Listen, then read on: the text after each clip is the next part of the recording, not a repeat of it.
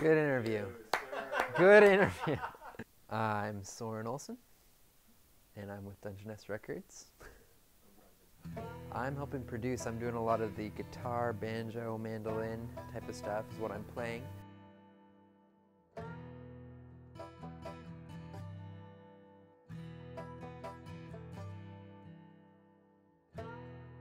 And then Braden and I are writing most of the parts. And then bringing in Jeremy to do some of the orchestration.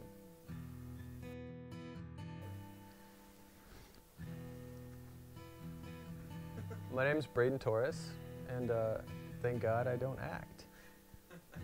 No, okay, so seriously, what's the question?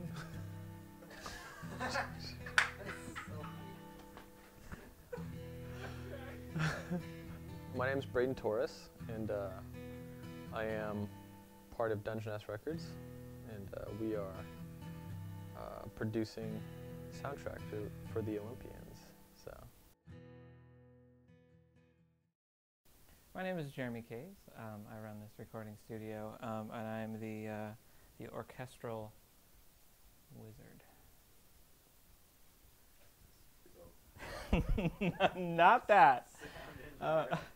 So I've been brought in to do some orchestral arrangements. Basically, the last maybe 10% or so, Braden and Soren have done an incredible job writing a whole bunch of amazing sounding stuff. And I get to be the guy that comes in at the end and adds that extra little something.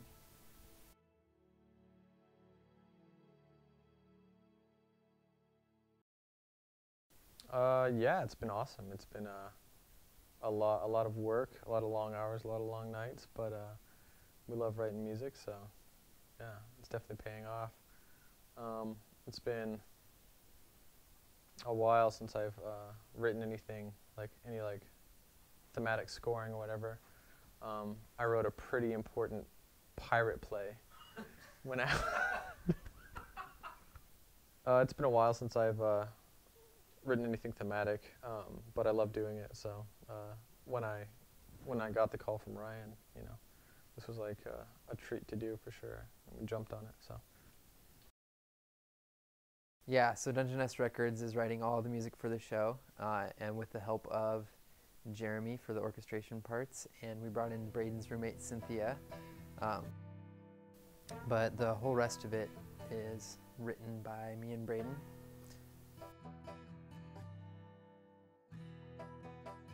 We are based out of Sequim, right here in Sequim, and we do all of our work here in this studio in Carlsberg. We are Olympians. I choose to do business on the Olympic Peninsula because this place is magical, basically, and because there's nowhere else I'd actually rather live. I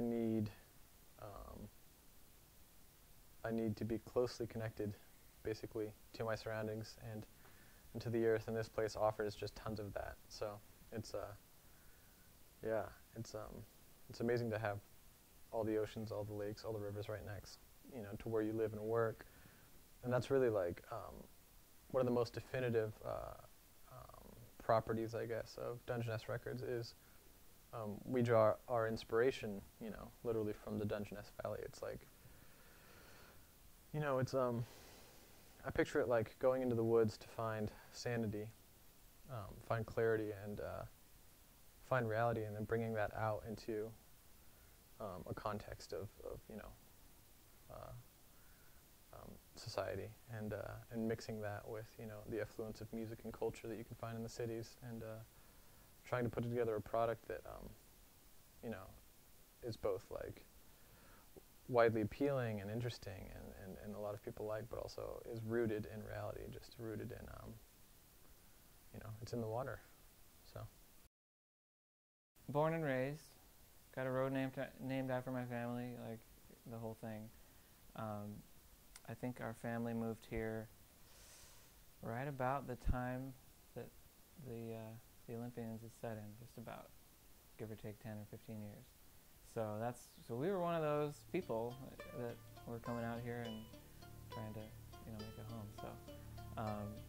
So it's kind of cool. It's cool to be working on something where like you're watching these people, and it's like, okay, in a way, like, you know, my family was maybe on the tail end of, you know, maybe not quite as brand new, you know, but I've heard one of my, I think it was my grandpa told me one time, one of the first 100 families to settle here is what he was thinking. So it's kind of cool.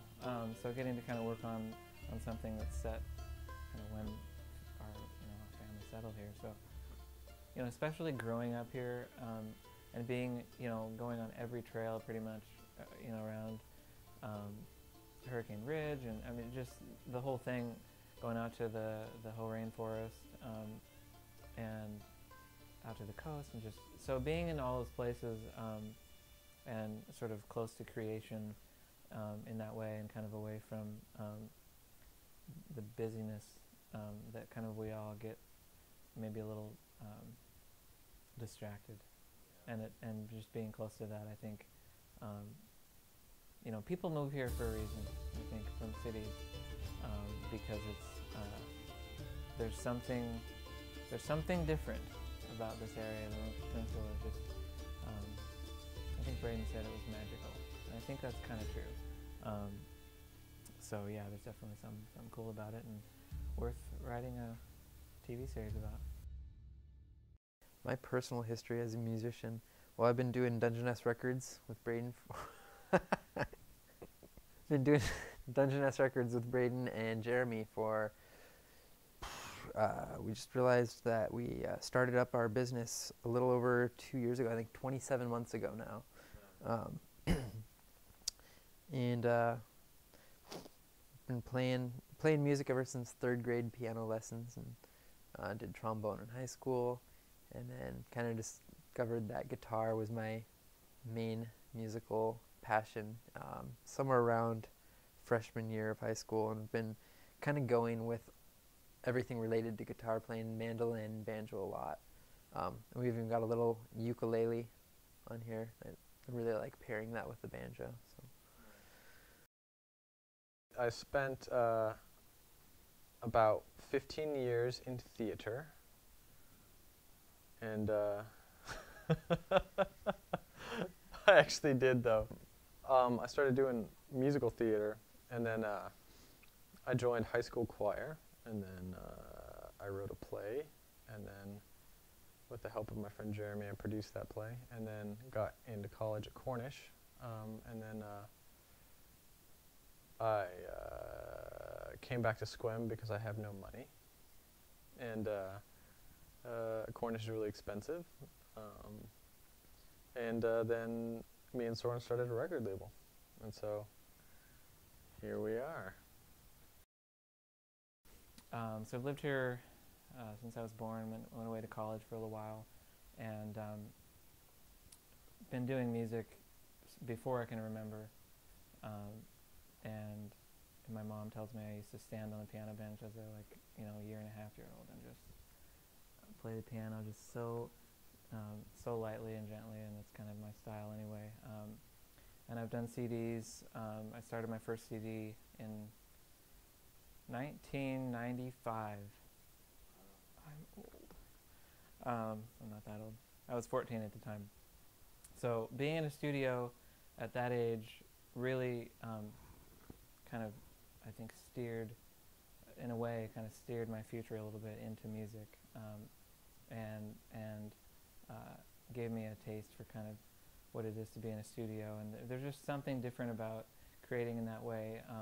Live music is really fun, but I prefer the kind of, I don't know if it's tedious is the right word, but just the ability to go through and just be meticulous about exactly what you want something to sound like, and trying out, 20 different options before you find the one that you like the best. So for the longest time when I was younger, I was going to do film scoring. I mean, I was going to get into film scoring, and life kind of has its own, seems like sometimes, plans. So I didn't get into that. I actually was warned by a composer in LA that it's really hard to make it in LA, and if you can think local, that's probably a better plan. So I kind of got that in my head, and so opening a studio, you know, for me, being in a studio, working, doing this is like playing and getting paid for it. It's kind of like what people, everybody wants to do art and get paid for it, and I kind of get to do that. So it's pretty amazing. So yeah, this is the first actual, you know, film, TV, soundtrack kind of thing that I've worked on. I've had my music used, you know, for various video productions and stuff, but that was all sort of pre-recorded stuff, and so this is kind of some original stuff. And it's neat because Braden and Soren have already laid the groundwork for most of it, and I get to kind of add on to scenes that they've already kind of given a voice to musically. So, but at the same time, getting to kind of think really creative and you know, try to make virtual strings, I gave it away, sound realistic, as realistic as possible, because hiring an orchestra, well, we can't afford that. It's been a lot of fun, actually. I've never worked on a soundtrack before, so we've been learning a lot about how to like bring in different transitions and like how to make things flow from one scene to the other and like introduce new characters and ideas. And it's been a lot of fun writing Jacob's kind of like gritty guitar parts, and we just started working on one where I got the slide out for playing the banjo. Got kind of like a new, I don't know, like, yeah, it's just like real gritty acoustic style. Got a new thing that we're working on for at the end of a fight scene where it's kind of like this badass, like you're seeing this guy can fend for himself, and like throwing in some cool acoustic like cowboy music. So it's a lot of fun. It's actually, it's pretty collaborative. Braden and I will kind of bounce ideas off of each other. It'll be like, hey, what if it comes in with, you know, like a strumming guitar here? And I'll be like, hey, how about this? And like, yeah, that's great. And then maybe he'll say like, yeah, and that's really cool, but what if you kind of like, you know, and I'll come up with a cool banjo part, but then it'll be cooler once Braden kind of sequences it and says like, what if we just like edit that note out? And then all of a sudden it's like a brilliant line. So it really is pretty collaborative. Like, there's parts that I play and parts that Braden played, but there's really almost no parts that are just written by one person. It's like very, very teamwork oriented. Generally, Dungeness Records and the artists that we work with try to, in some very strong ways, connect with our roots, basically, become very grounded in something, choose something to write about, and then, you know, produce art from that place. So like from the ground up, you know, from being connected and grounded, and then like creating something that's a lot more intellectual or ethereal, you know. And so, you know, I think good art is both, or can be, I guess, mystical and beautiful and ethereal, but also it should be gritty and grounded and visceral, and at least a little bit dirty in some way, you know. It can't be shiny clean, you know, not for me. It's got to have, you know, something that's just too real to ignore. I always sort of thought, when I was younger, I always thought I would get into film scoring. People used to tell me my music, you know, they would say, your music sounds like it's in a movie, should be in a movie.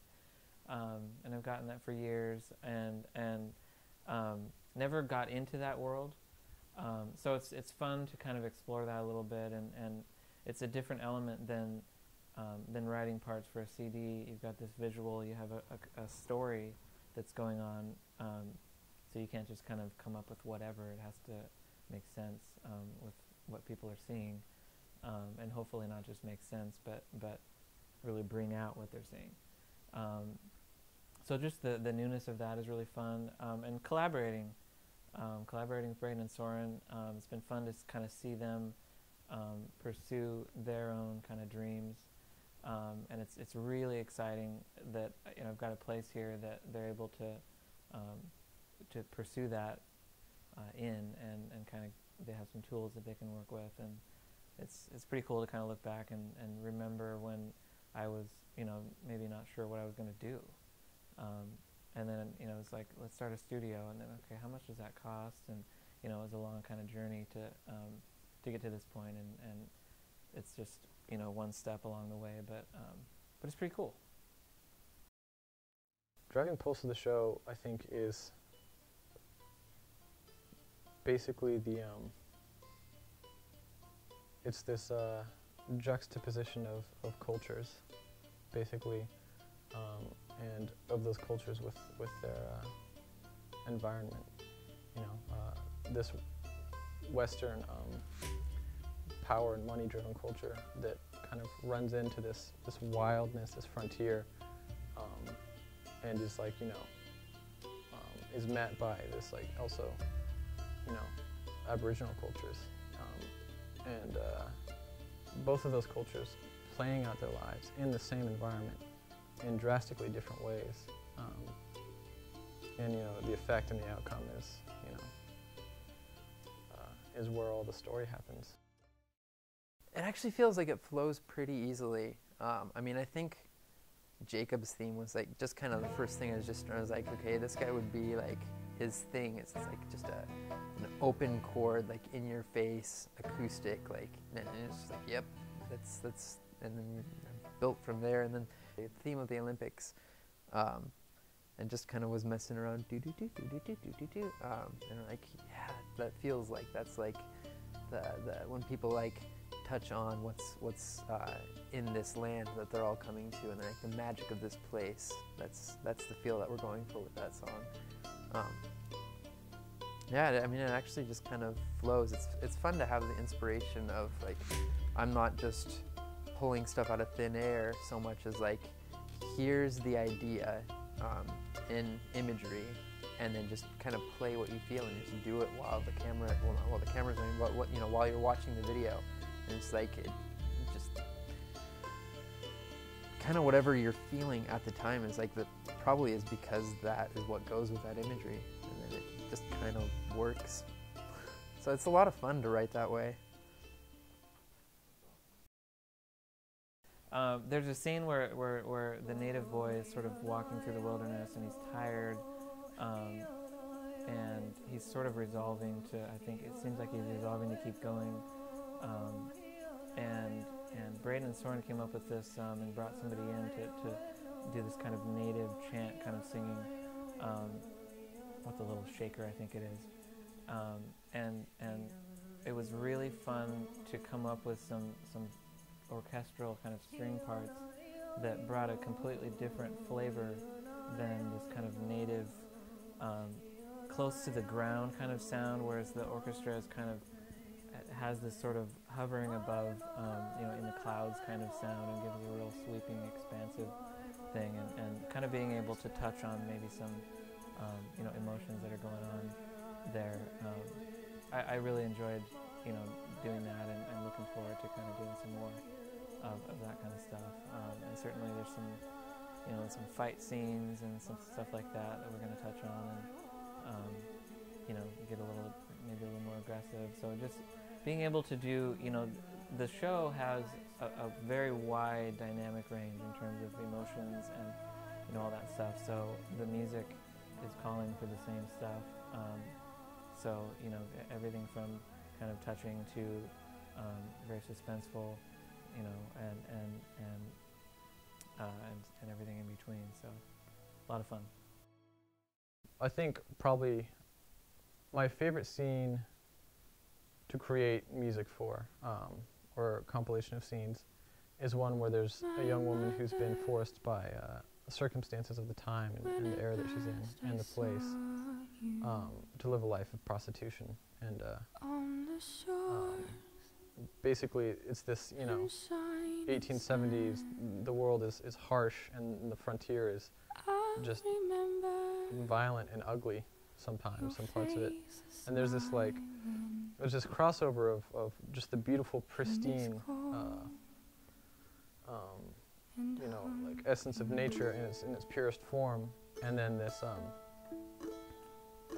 this culture of manifest destiny that just, like, pushes itself onto the land and takes what it wants and what it needs, and really kind of just destroys beauty. And the scene kind of represents that, I think, in a way, inside of human culture. And so finding a sensitivity, or basically overlaying what I think is this woman's humanity onto that scene, and helping people to realize just how, like, you know, how the two things, you know, kind of the rape of the natural world and the rape of a young woman overlay in this story, and finding a sensitivity and a thread that ties those two things together, and it helps people realize just how sad it is.